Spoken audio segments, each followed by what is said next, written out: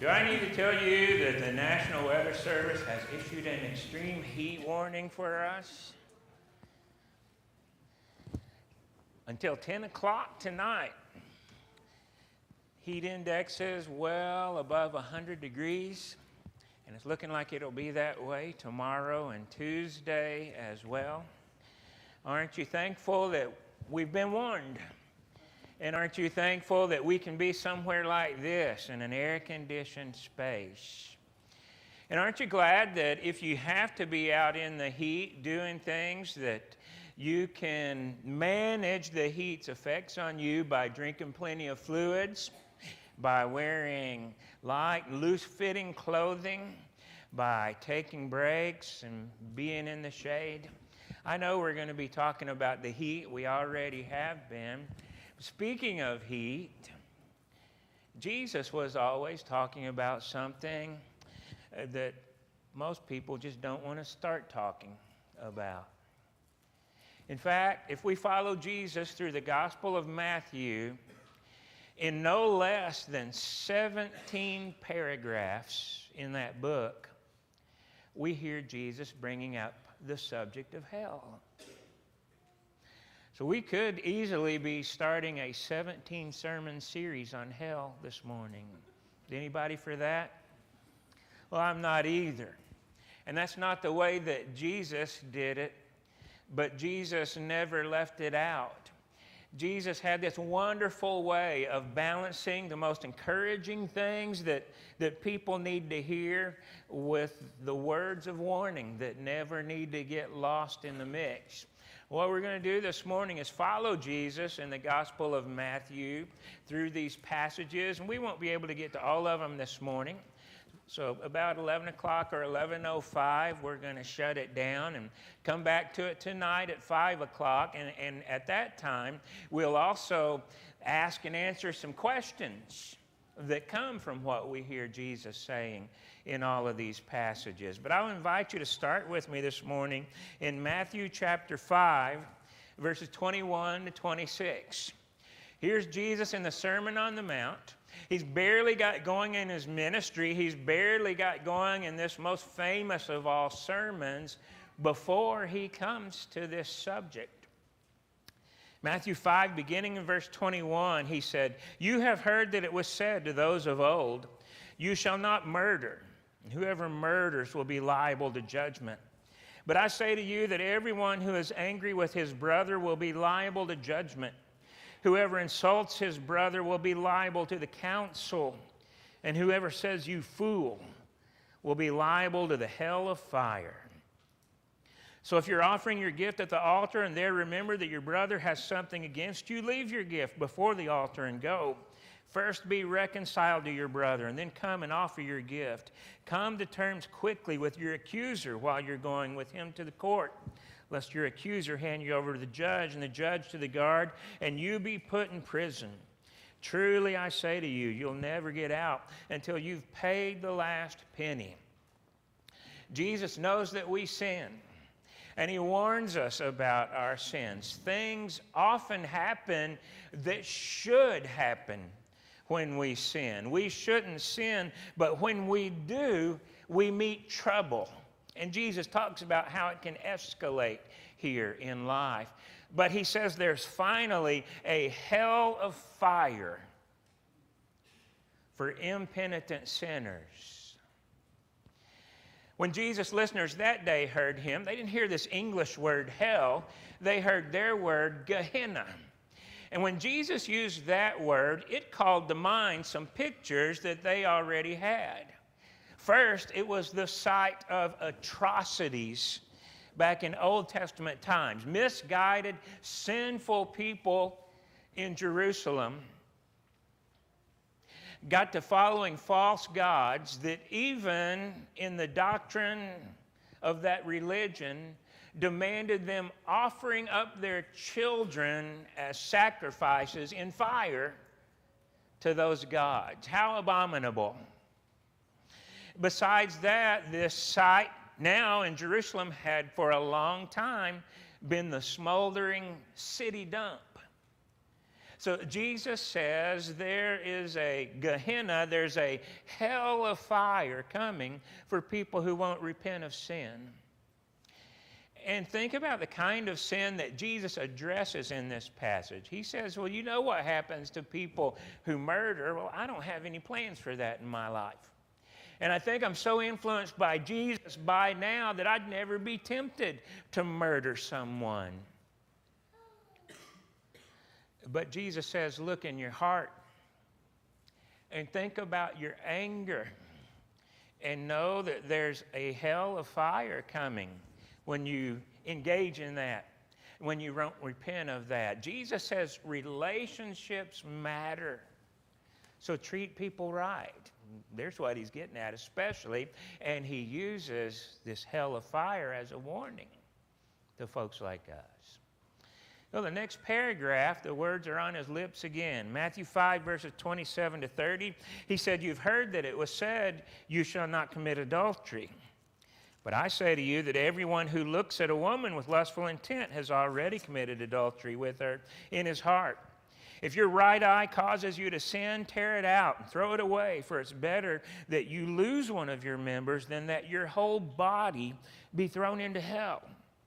And if your right hand causes you to sin, cut it off and throw it away, for it's better that you lose one of your members than that your whole body go into hell.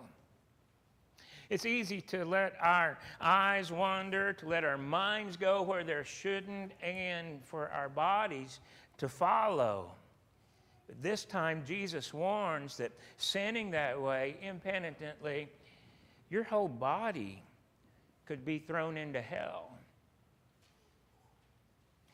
Now, whenever we die these days, we usually plan our bodies will be buried or cremated. John chapter 5, verses 28 and 29, Jesus says, no matter what, with the disposal of your body, there's a resurrection coming of both the righteous and the unrighteous. The righteous rise to life in all its meaning, but the unrighteous rise to condemnation. We'll have bodies in eternity. Jesus said your whole body could be thrown into hell. So what's the point he's making here? Take temptation and sin seriously. Do what you must do to avoid temptation and sin because they're just that serious. It's still in the Sermon on the Mount when we come to the next time Jesus has this subject on his lips. Chapter 7, verses 13 and 14.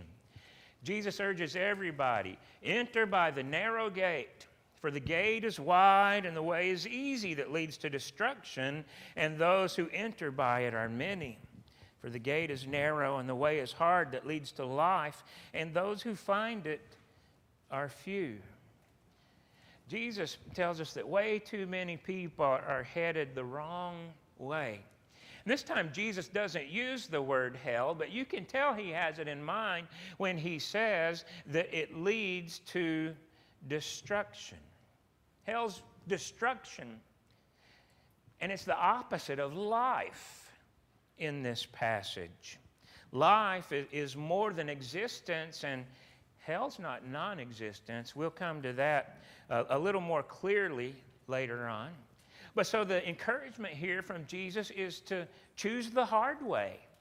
It doesn't matter if not many people are choosing to enter that gate and follow that way. It leads to life. Isn't that where you want to go? There's only one other alternative. Jesus wants us to know. Only a few verses later, still in the Sermon on the Mount, chapter 7, verses 21 to 23, Jesus says, not everyone who says to me, Lord, Lord, will enter the kingdom of heaven, but the one who does the will of my Father who's in heaven.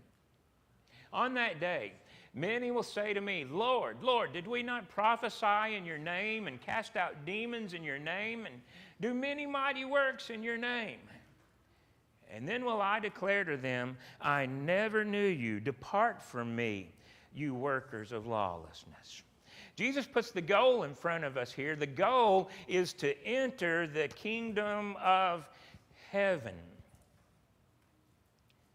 But then Jesus says, on that day, On that day, Jesus is talking about what starts for everyone on one big day. This morning, we're not actually talking about what would happen to anybody after they die. We're talking about on that day. The day when people appear before Jesus all together. What's going to happen? The goal is to enter the kingdom of heaven. But the tragedy is hearing him say, "Depart from me." Again, Jesus didn't use the word hell, but he helps us to see that hell will be where he is not.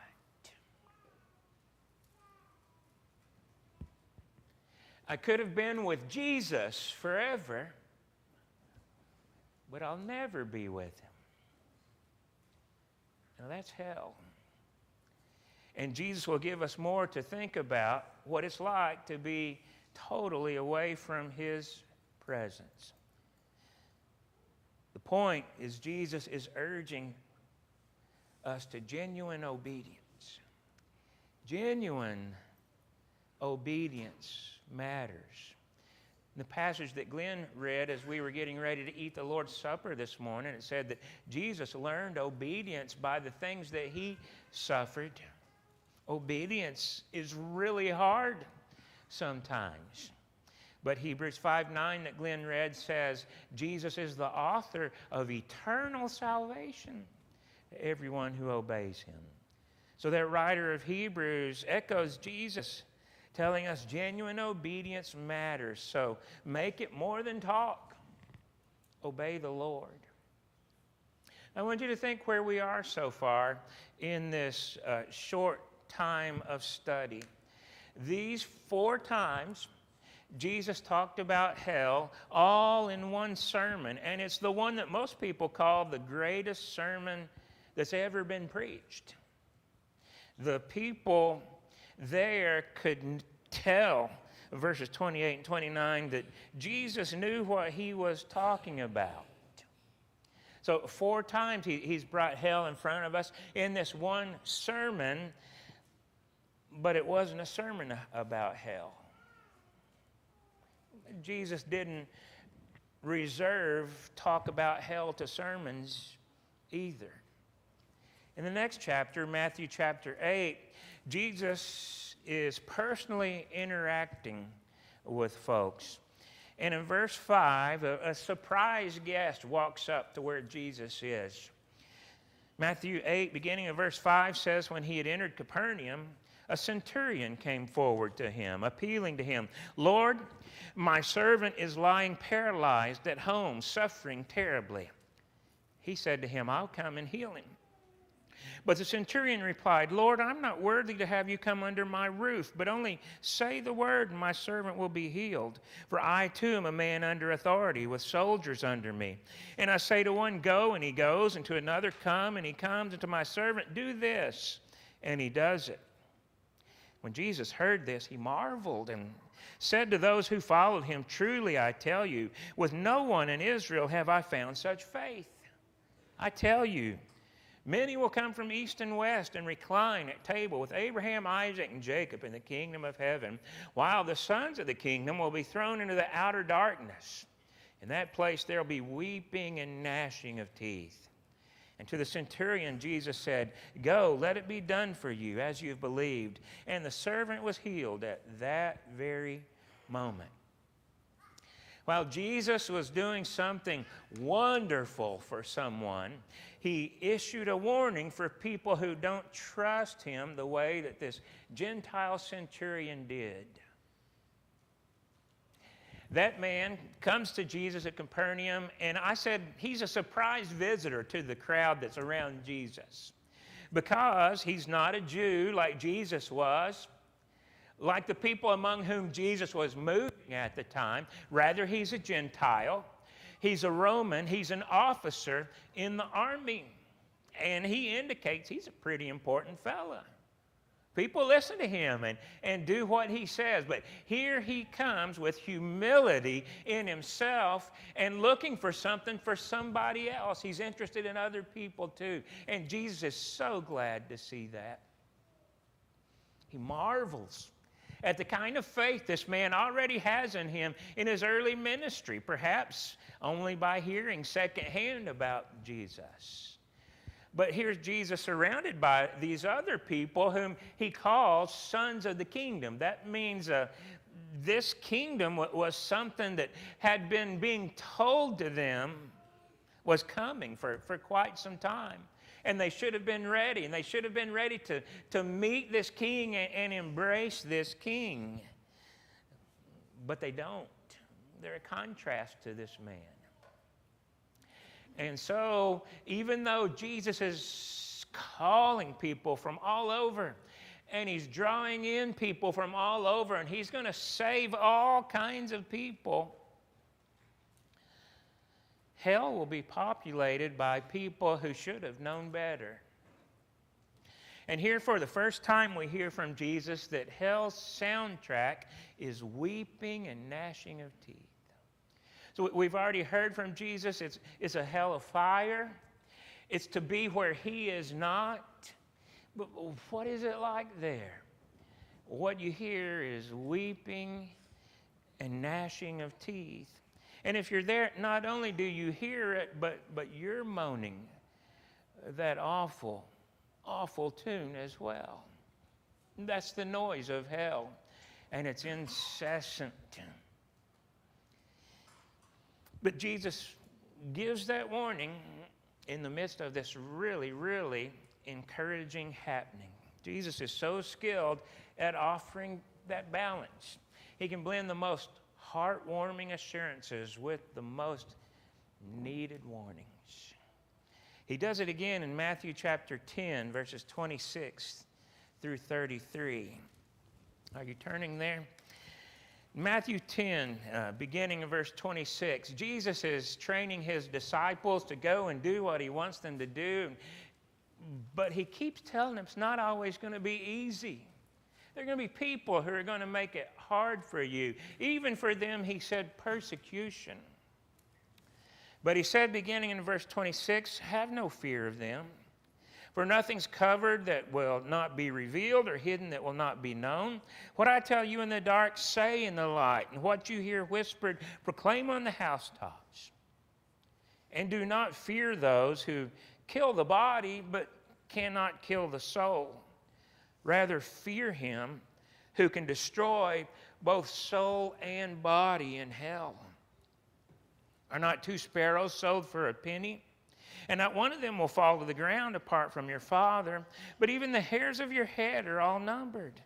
Fear not, therefore. You're of more value than many sparrows. So everyone who acknowledges me before men, I'll also acknowledge before my Father who is in heaven. But whoever denies me before men, I also will deny before my Father who is in heaven.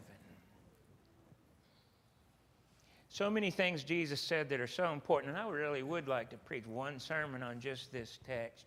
This time Jesus says hell brings destruction of soul and body. Now, to some people, that sounds like then Jesus is saying hell means annihilation. You don't even exist anymore. Now, we're going to talk more about this tonight.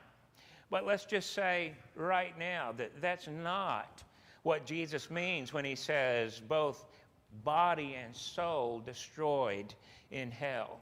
That word that's translated destroyed is used lots of places in the New Testament without ever meaning that something doesn't exist anymore. For example, in John chapter 6, verse 27, Jesus is encouraging people to get their priorities right and to be encouraged to be devoted to eating the food that lasts forever. That's about having a relationship with Jesus. Don't work for the food that spoils. Don't make your life about things that are confined to this earth. So he says it's food that spoils in John 6, verse 27. Same word translated destroyed here in Matthew chapter 10. When food is spoiled, it doesn't mean it doesn't exist anymore. It certainly means you don't want to eat it, right? It's a similar situation when Jesus uses the word twice in Luke chapter 15. He's telling those wonderful parables about a person's value to God. And he says when somebody is lost, it's like that woman who loses one of her 10 valuable coins, and she looks everywhere until she finds it. Well, that lost coin, it's that same word that's translated destroyed here. Doesn't mean the coin just ceased to exist. It just means it's not where it needs to be, not where it ought to be. It's not useful now. And then when Jesus tells that parable of the lost son, more commonly people call it the prodigal son, the father, once that boy has come home, says, "My son who was lost is found." Well, when he says lost, he's using that same word that's translated destroyed here. While the boy was off in the far country, did that mean he didn't exist? No, it just means it wasn't where he really ought to be, at home with the Father. So when Jesus says that we ought to fear the one who can destroy both body and soul in hell, he's not saying hell means you're just going to go out of existence. It means you're just not going to have the kind of existence you were made to have. In this paragraph, Jesus is teaching you that you matter so much to God. So what a sorrow it would be that Jesus would have to deny you before his Father. So the positive injunctions in this little passage are, don't be ashamed of Jesus. Don't be afraid of opposition. Fear God. And when we fear God the way God ought to be feared, that puts any other kind of fear in just the right perspective in life. Next, let's follow Jesus to Matthew chapter 12, verses 33 through 37. Matthew 12, verses 33 through 37. Jesus, interacting with all kinds of people in this chapter, says, either make the tree good and its fruit good, or make the tree bad and its fruit bad, for the tree is known by its fruit. You brood of vipers, what Jesus could say to the people who opposed him. How can you speak good when you're evil? For out of the abundance of the heart the mouth speaks. The good person out of his good treasure brings forth good, and the evil person out of his evil treasure brings forth evil. I tell you, on the day of judgment, people will give account for every careless word they speak. For by your words you'll be justified, and by your words you will be condemned. We heard Jesus say, on that day, back in Matthew chapter 7. Now he calls that day the day of judgment. And so we're talking about what happens after the day of judgment. That day is coming. On that day, everyone will give account to Jesus. And Jesus says some people will be condemned. So there's a word that has to do so much with what we're talking about this morning. On that day, many people will be condemned. Well, why will people be condemned? Is it because God doesn't love them? Is it because God chose them from the beginning to suffer in hell? Jesus said, by your own words. Jesus said, don't be careless with your words. Words matter, so use them well. We're hearing from Jesus all along the way that hell is about the ending of a life where people were careless. Careless with their words, careless with their eyes, careless with their bodies. Jesus wants us to hear the warning and not to end up being condemned. Use your words well. In the next chapter, Matthew 13, Jesus is speaking throughout one day in his wonderful parables to people. He had told the parable of the sower, which is so insightful to us. And then in verse 24, he begins his parable of the weeds. It says, he put another parable before them, saying, the kingdom of heaven may be compared to a man who sowed good seed in his field. But while his men were sleeping, his enemy came and sowed weeds among the wheat and went away. So when the plants came up and bore grain, and then the weeds appeared also. And the servants of the master of the house came and said to him, Master, did you not sow good seed in your field? How then does it have weeds? He said to them, an enemy has done this. So the servant said to him, then do you want us to go and gather them? But he said, no, lest in gathering the weeds you root up the wheat along with them. Let both grow together until the harvest, and at harvest time I'll tell the reapers, gather the weeds first and bind them in bundles to be burned, but gather the wheat into my barn. So that's the end of the parable, but I'm glad that that day some folks asked Jesus, what are you talking about? And so beginning in verse 36, the Bible says, then he left the crowds and went into the house, and his disciples came to him saying, explain to us the parable of the weeds of the field. He answered, the one who sows the good seeds, the Son of Man. The field is the world, and the good seed is the sons of the kingdom. The weeds are the sons of the evil one, and the enemy who sowed them is the devil.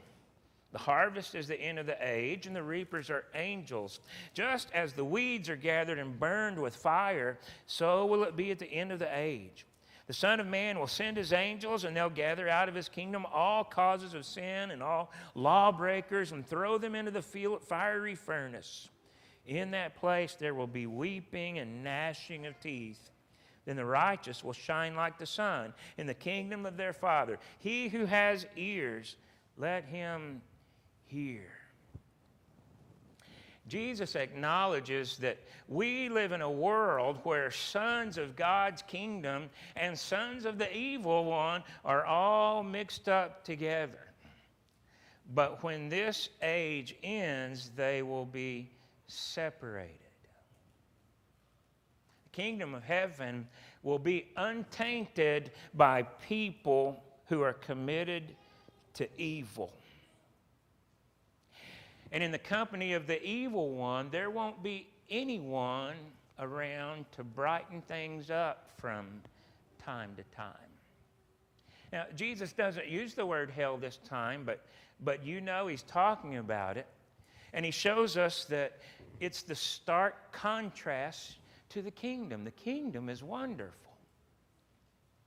But hell's an awful place. Hell, Jesus says, is a fiery furnace. And as always, the soundtrack is playing. The weeping and gnashing of teeth.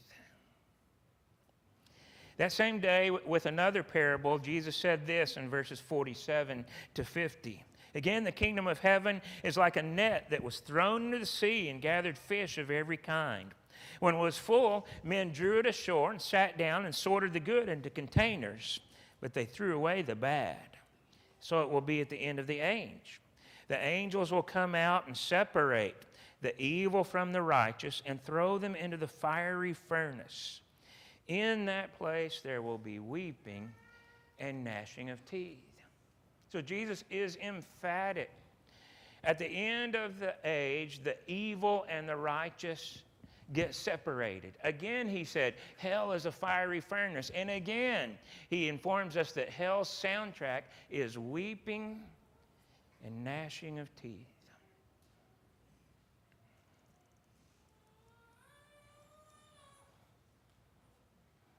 So far, do you want to go there? So far, do you want things to end up that way for you? So far, do you see that they could? You know, where we started back there in Matthew chapter 5, Jesus started where we think it starts. Hell's for murderers. But Jesus back there said, hell's for angry people. Hell's for people who just won't get along with other people.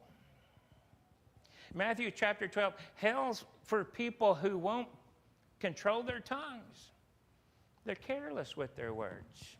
Jesus has got a much more well-defined view of who are the righteous and who are the unrighteous than we do.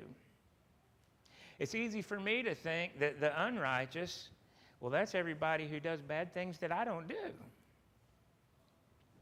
And the righteous are the people who do the good things that I do. Jesus might have another way of looking at it. We need to listen to Jesus. Why don't we look at one more passage for this morning before we get to the rest tonight? Matthew chapter 18. Matthew chapter 18.